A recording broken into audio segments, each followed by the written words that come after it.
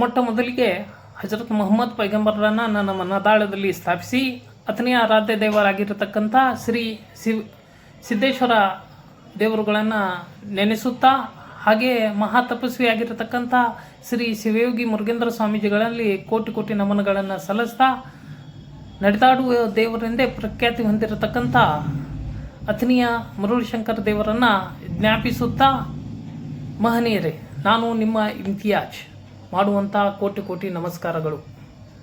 ಇವತ್ತು ವಿಶೇಷ ಏನಪ್ಪ ಅಂತಂದರೆ 10ನೇ ತರಗತಿಯ ರಿಸಲ್ಟ್ ಬಂದಿದೆ. ಅದರಲ್ಲಿ ಬೆಳಗಾವಿ ಜಿಲ್ಲೆ ಅಥಣಿ ತಾಲೂಕಿನ ಕಟಗೇರಿ ಗ್ರಾಮದ ಕುಮಾರಿ ಪ್ರಾರ್ಥನಾ ನಾಗಪ್ಪ ಬಿರಾದಾರ್ ಇವರು 625 ಅಂಕಗಳಿಗೆ 625 ಅಂಕಗಳನ್ನು ಪಡೆಯುವುದರ ಮುಖಾಂತರ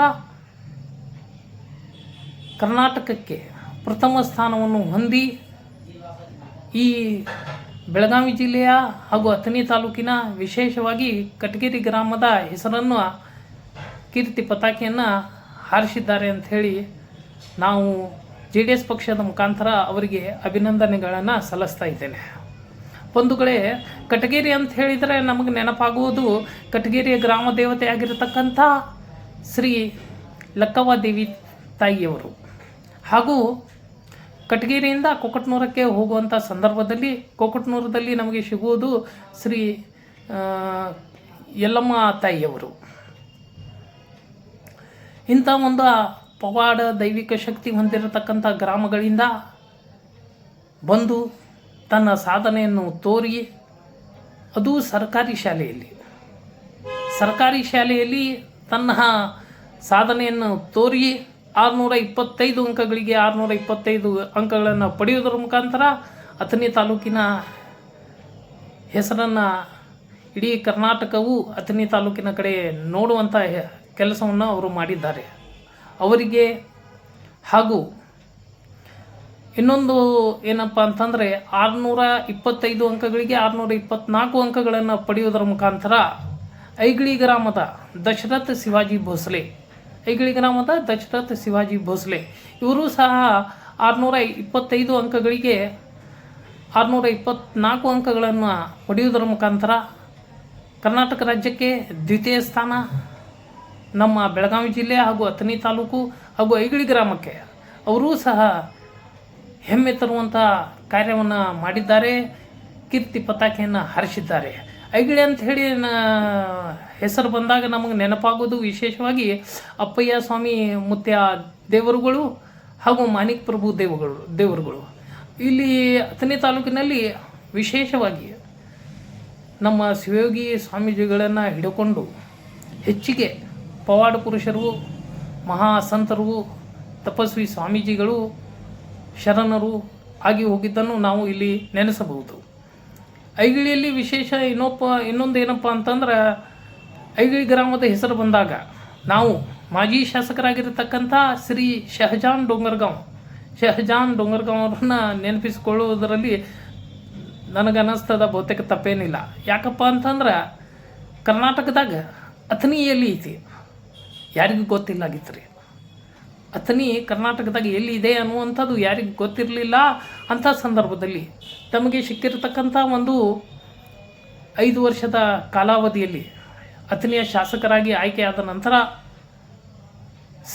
ಆವಾಗಿನ ಮುಖ್ಯಮಂತ್ರಿಗಳಾಗಿರತಕ್ಕಂಥ ಶ್ರೀ SM ಕೃಷ್ಣ ಅವರ ಅಧಿಕಾರಾವಧಿಯಲ್ಲಿ ಬಹಳಷ್ಟು ಕಾರ್ಯಗಳನ್ನು ಮಾಡಿ ಅಥಣಿಗೆ ವಿಶೇಷವಾಗಿ ನೀರಿನ ವ್ಯವಸ್ಥೆ ಇರಬಹುದು, ಶೈಕ್ಷಣಿಕವಾಗಿ ಇರಬಹುದು, ಹಾಗೂ ವಿದ್ಯುತ್ ಇರಬಹುದು, ಪ್ರತಿಯೊಂದು ಕ್ಷೇತ್ರಗಳಲ್ಲಿ ಅಥಣಿಯನ್ನು ಉನ್ನತ ಸ್ಥಾನಕ್ಕೆ ಏರಿಸಿ ಅಥಣಿಯನ್ನು ಕರ್ನಾಟಕದ ಜನತೆ ನೋಡುವ ಹಾಗೆ ಮಾಡಿದ್ದು ಅವ್ರದ್ದು ಒಂದು ಸಾಧನೆ ಅಂಥೇಳಿ ಈ ಸಂದರ್ಭದಲ್ಲಿ ನಾನು ಹೇಳಲಿಕ್ಕೆ ಬಯಸ್ತೇನೆ.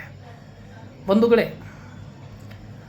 ಕುಮಾರಿ ಪ್ರಾರ್ಥನಾ ನಾಗಪ್ಪ ಬಿರಾದಾರ್ ಹಾಗೂ ದಶರಥ ಶಿವಾಜಿ ಭೋಸ್ಲೆ ಇವರು ನಮ್ಮ ಅಥಣಿ ತಾಲೂಕಿನ, ವಿಶೇಷವಾಗಿ ಬೆಳಗಾವಿ ಜಿಲ್ಲೆ ಅಥಣಿ ತಾಲೂಕಿನ ಕಟಗೇರಿ ಗ್ರಾಮ ಹಾಗೂ ಐಗಳಿ ಗ್ರಾಮ, ಈ 2 ಗ್ರಾಮದಿಂದ ಬಂದು ಕರ್ನಾಟಕದಾದ್ಯಂತ ಈ ಅಥಣಿ ತಾಲೂಕಿನ ಹೆಸರನ್ನು ಮತ್ತೊಮ್ಮೆ ರಾರಾಜಿಸುವಂತೆ ಮಾಡಿದ್ದು ನಾನು ನಮ್ಮ JDS ಪಕ್ಷದ ಮುಖಾಂತರ ಅವರಿಗೆ ಅಭಿನಂದನೆಗಳನ್ನು ಸಲ್ಲಿಸ್ತಾ ಇದ್ದೇನೆ.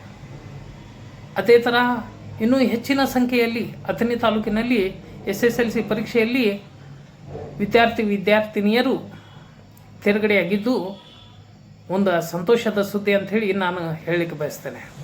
ಪ್ರತಿ ಎಲ್ಲ ವಿದ್ಯಾರ್ಥಿನಿಯರಿಗೆ, ವಿಶೇಷವಾಗಿ ಪ್ರಾರ್ಥನಾ ನಾಗಪ್ಪ ಬಿರಾದಾರ್ ಹಾಗೂ ದಶರಥ್ ಶಿವಾಜಿ ಭೋಸಲೆ ಅವರಿಗೆ ನಾವು JDS ಪಕ್ಷದ ವತಿಯಿಂದ ಅವರಿಗೆ, ಅವರ ಕುಟುಂಬಕ್ಕೆ, ಅವರಿಗೆ ಸಹಕರಿಸಿದಂಥ ಮುಖ್ಯ ಶಿಕ್ಷಕಿಯರಿಗೆ, ಮುಖ್ಯೋಪಾಧ್ಯಾಯರಿಗೆ ಹಾಗೂ ಗ್ರಾಮದ ಎಲ್ಲ ಸಮುದಾಯದ ಜನರಿಗೆ ಅವರಿಗೆ ಪ್ರೋತ್ಸಾಹಿಸೋದಕ್ಕೆ ಹಾಗೂ ಅವರಿಗೆ ಈ ಒಂದು ಕಾರ್ಯವನ್ನು ಮಾಡಲಿಕ್ಕೆ ಅನುಕೂಲ ಮಾಡಿಕೊಟ್ಟಿದ್ದಕ್ಕೆ ಹಾಗೂ ಅಥಣಿ ತಾಲೂಕಿನ ಹೆಸರನ್ನು, ಕೀರ್ತಿ ಪತಾಕೆಯನ್ನು ಹಾರಿಸಿದ್ದಕ್ಕೆ ನಾವು JDS ಪಕ್ಷದ ಮುಖಾಂತರ ಅವರಿಗೆ ತುಂಬ ಹೃದಯದ ಅಭಿನಂದನೆಗಳನ್ನು ಸಲ್ಲಿಸ್ತಾ ಇದ್ದೇವೆ.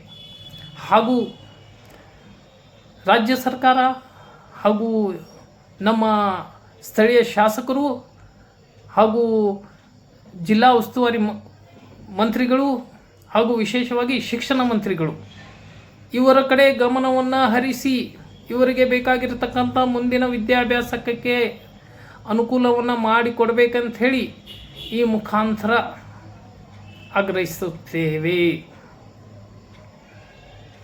ನಮಸ್ಕಾರ.